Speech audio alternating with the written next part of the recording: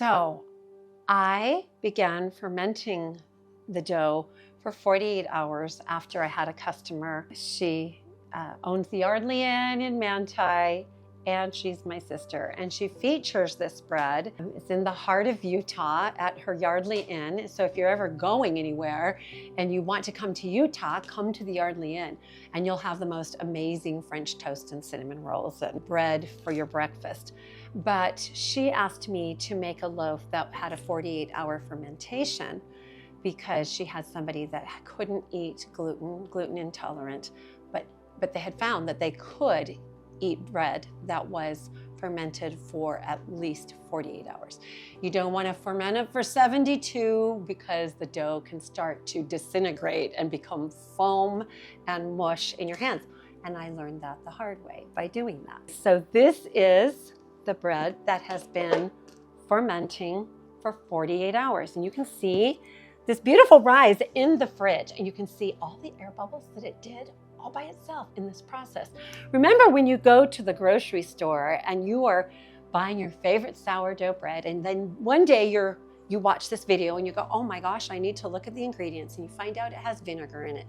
That is to make it taste sour. It is not anything of a live sourdough starter. So make sure that when you are purchasing bread, you might get addicted to that favorite bread at one of those stores, local grocery stores, and then find out that it really isn't sourdough. So if you want the benefits of sourdough, you want the prebiotics, the probiotics, and there's videos out there talking about how there's a bacteria in sourdough starter that is formed that is the same bacteria that is in mother's milk and is anti-cancerous. I can't make any claims to that, but I did watch the video, and it was fascinating how there was something about this in nature's way that produces a bacteria that is live and good for you, a healthy bacteria, as well as this is healthy for your gut. And remember, it does some of that external digestion before you ever put it in your body. So if you've had problems before in eating bread, you might just find that with a longer fermentation process, you can. I just want you to see the consistency of this. I love making my loaves when this is cold. It just makes a beautiful shaped loaf. So we're gonna just do a beautiful little loaf here. If you're gonna make sourdough bread, then get one of these because it is so nice to just. My husband has type 2 diabetes, and interestingly, he can eat this bread. And I have other friends that say they eat this bread a slice every night before they go to bed, and their numbers are dropping. Their glycemic index numbers. Okay, so I need a little more flour, and I want to weigh this loaf because in my Dutch oven, my 5-quart Dutch oven, I really like the 2-pound loaf. So I'm gonna go and I'm just gonna set this here, and this is a 3-pound loaf. So I can either shave a little bit off, save that for the next loaf, and start this process of the knead. It keeps its shape, and it's just, I love this feel.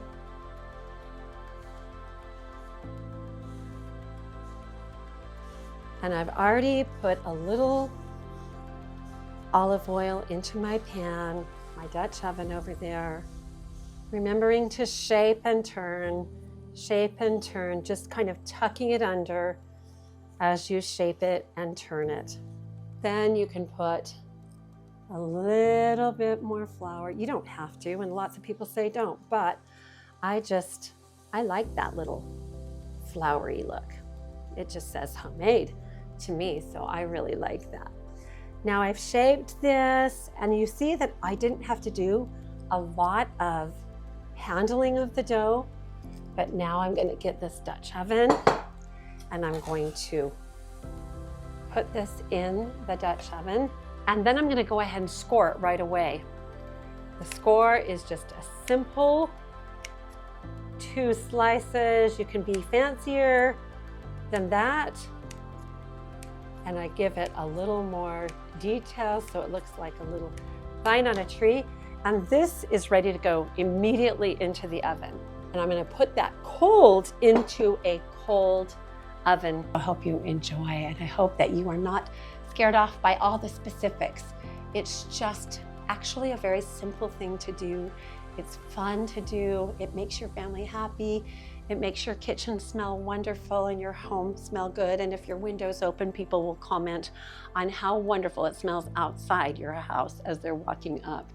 So I think that I have shared lots of details with you, but one of the things that I would like to share with you next time is about some biblical resources and information that I found. And from that, I wrote 4 articles about sourdough in the scripture.